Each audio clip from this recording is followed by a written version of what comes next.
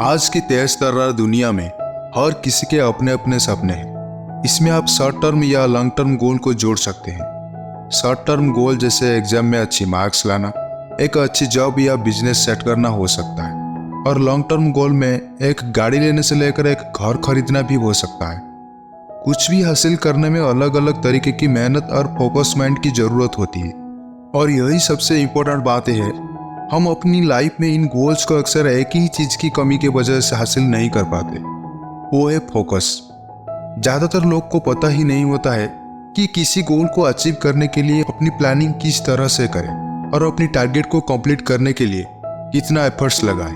हर काम को करने के लिए एक ट्रैक पर चलना जरूरी है और वो केवल फोकस ही साथ हो सकता है। और इस फोकस का कनेक्शन आपकी लाइफ के बहुत सिंपल एलिमेंट से जुड़ा होता है, जिन्हें आप डेली रूटीन में नोटिस भी नहीं करते थे। इसलिए मैं आज इस वीडियो में द पावर ऑफ फोकस के बारे में बात करने वाले हैं, जो आपको अपनी माइंडसेट को बिल्डअप करने में मदद करेगी। तो चलिए वीडियो को शुरू करते हैं। सक्सेसफुल बनने के लिए जरूरी है कि आप गुड हैबिट्स को अपनाएं और बैड हैबिट्स में सुधार लाएं। हम सबका अपने दिन के गुजरने की कुछ ना कुछ रूटीन होता ही है। अब कुछ प्लान्स ऐसे ही होते हैं जो रोज रोज नहीं बनते और उनके लिए आपको स्पेशली टाइम निकालना पड़ता है। लेकिन वही दूसरी तरफ कुछ ऐसी चीजें होती है जो आपको शेड्यूल का परमानेंट पार्ट होती है। जैसे हर दिन आप उठकर ब्रश करते हैं, नहाते हैं, अच्छे से ड्रेसअप होते हैं और नाश्ता करते हैं। चांसेस ये है कि आप इन चीजों को डेली करते हैं, तो इनके बारे में सोचने की बिल्कुल भी जरूरत नहीं होती होगी। ऐसा इसलिए क्योंकि आप इन्हें रोज करते हैं और ये आपकी हैबिट बन चुकी है। लेकिन हमारी ऐसी भी कुछ हैबिट्स हैं जो हमें अच्छे रास्ते पर चलने से रोकते हैं और जिनकी वजह से हमारा बहुत सा काम अटक जाता है। छोटी छोटी चीजें जैसे अपनी कार की चाबियां भूल जाना, बहुत ज्यादा जंक फूड खाना, टाइम से नहीं सोना, ये सब आगे चल के आपको मोमेंटम को खराब कर सकती है। तो ये बात तो साफ है कि आपकी हैबिट्स आपकी लाइफ क्वालिटी को डिसाइड करेगी। और अगर आपको अपना फ्यूचर अच्छा करना है तो इन आदतों पर काम करना पड़ेगा। सबसे जरूरी है इन खराब आदतों को आइडेंटिफाई करना, फिर उनके होने के चांसेस को धीरे धीरे कम करते जाना। एग्जाम्पल के लिए, यदि आप वीक में हर दिन लेट सोकर उठते हैं तो कोशिश करिए एटलीस्ट एक दिन जल्दी उठे, फिर धीरे धीरे इसे बढ़ाते जाइए।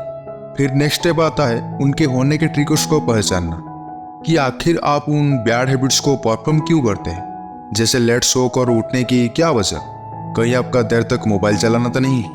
आपको उस ट्रिगर को पहचानना नहीं है, बस उसे कम करने की कोशिश भी करनी है। अपनी नेचुरल स्ट्रेंथ के साथ कॉम्प्रोमाइज मत करिए। उन फील्ड को सिलेक्ट कीजिए जिनके लिए आप बने।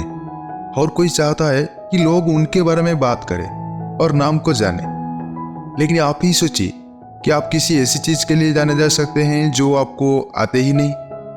अब अगर सचिन तेंदुलकर क्रिकेट को नहीं चुनते तो क्या आज उनका उतना नाम होता? अगर शाहरुख खान एक्टिंग की दुनिया में कदम नहीं रखते तो क्या उनका इतना नाम होता? नहीं ना। तो ये एक सिंपल सी बात है, आपको लाइफ में हर चीज में परफेक्ट होने की जरूरत नहीं है। यहाँ तक कि आपको केवल उन्हीं चीजों पर ज्यादा ध्यान देना चाहिए जिनमें आप स्ट्रेंथ है। लेकिन बहुत से लोग उन एरियाज में काम करते हैं जो उनकी नेचुरल स्ट्रेंथ के बाहर होते हैं। तो फिर इस कही गई बात का क्या फायदा, मैं बताता हूँ। मान लीजिए कि आप अपनी 11th और 12th क्लास में हैं और आपके पेरेंट्स ये फैसला करते हैं कि वो आप IIT की तैयारी करेंगे। और भले ही आपका मन स्पोर्ट्स में जाने का है, लेकिन ये अपने पेरेंट्स के लिए आप इसे एक्सेप्ट कर लेते हैं। मैं आपको गारंटी दे सकता हूँ कि भले ही आप शुरुआत में इस प्रिपरेशन को ठीक से कर लें, लेकिन जैसे जैसे आप अपनी जर्नी में आगे बढ़ेंगे आपको फील होगा कि आपकी प्रोग्रेस नहीं हो पा रही है। और इसका सीधा रीजन यही है कि आप एक ऐसी चीज में अपने एफर्ट्स डाल रहे थे जिसमें अपनी स्ट्रेंथ और मन दोनों ही नहीं थे। वही अगर दूसरी तरफ देखें तो यही एफर्ट्स अगर अपनी अपनी फील्ड में लगाए होते जिसके लिए आप नेचुरली प्रोग्राम थे, तो आपकी जर्नी कभी भी भीड़ में नहीं रुकते और आप उसमें कामयाब होते। अब आप अपनी फील्ड चुन लिया होंगे, लेकिन इस केस में भी चैलेंजेस तो आएंगे।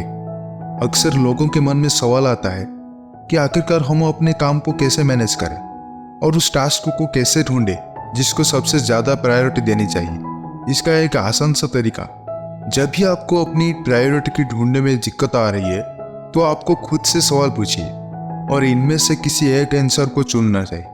पहला है डंप करना। मुझसे पूछिए कि क्या ये काम जरूरी है, क्या उसके कुछ फायदा है। अगर नहीं तो इस काम को डंप कर दीजिए। दूसरा है काम को डेलीगेट करना।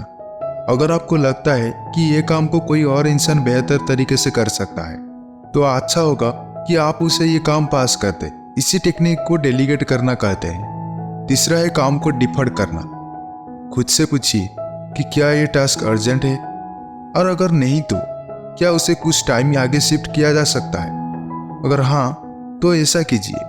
और सबसे एंड में वो काम जो बहुत अर्जेंट है और उसे डिफर नहीं किया जा सकता है तो उसे तुरंत करना स्टार्ट कर दीजिए। अपने टैलेंट और स्ट्रेंथ को पहचानना बहुत जरूरी है। हर कोई दुनिया को अपने हिसाब से बदलता है। अगर हम सब एक ही काम करेंगे, अगर हम सब एक ही काम करने लगेंगे तो दुनिया में कभी भी कोई इनोवेशन नहीं होगा और हम एक ऐसी लाइफ जिएंगे जिसके लिए हम बने ही नहीं। किसी भी क्राइसिस को एक प्रॉब्लम सॉल्विंग अप्रोच के साथ ठीक करने की कोशिश कीजिए। आपकी मन में पहला थॉट क्या आता है जब आपसे कोई फेल्योर बात करता है? शायद किसी एग्जाम में फेल होना, या पैसे का नुकसान हो जाना, या फिर कोई चोट लग जाए। लाइफ में कभी भी कुछ भी हो सकता है जिसको प्रेडिक्ट करना बहुत मुश्किल है। कब कौन सी प्रॉब्लम सामने आ जाए आप कह नहीं सकते, लेकिन हर एक प्रॉब्लम में एक ही चीज तो कॉमन होती है। आपको ये महसूस करना है कि चीज मेरे हिसाब से नहीं हो रही है। कोई भी प्रॉब्लम हो या उसका कुछ भी सिनेरियो हो, लेकिन किसी भी बड़ी प्रॉब्लम से निकलना एक सर दर्द भरा काम है। और किसी भी क्राइसिस से बाहर निकलने में हमेशा आपका माइंडसेट और अप्रोच मैटर करती है। आप किसी प्रॉब्लम्स को किस नजरिए से देखते हैं उसे बहुत कुछ तय होता है। एक रास्ता तो ये है कि आप एक शुतुरमुर्ग की तरह उस प्रॉब्लम से निपटने के लिए कुछ भी ना करें और बस अपना सर जमीन में धंसा लें।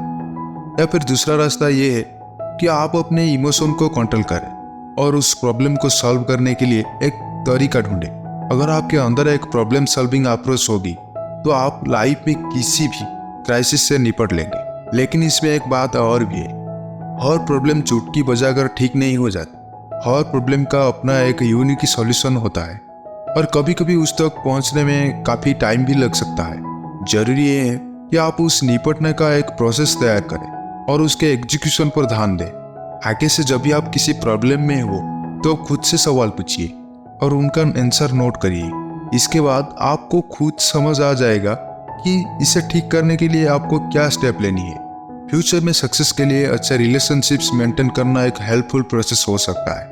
माना कि हर सिचुएशन में आप कुछ ना कुछ सीखते हैं, लेकिन एक्सपीरियंस के साथ साथ लोगों के सपोर्ट की भी उतनी ही इम्पोर्टेंट है।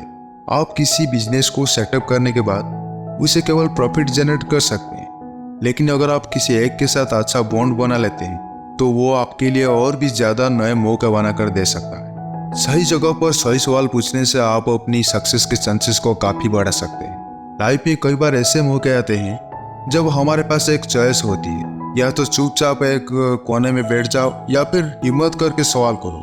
लेकिन ऐसा करने में काफी मेहनत लगती है। जब हम किसी प्रॉब्लम में होते हैं तो हमारे मन में काफी सारे ख्याल आते हैं और हम ठंडे मन से चीजों को सोच नहीं पाते।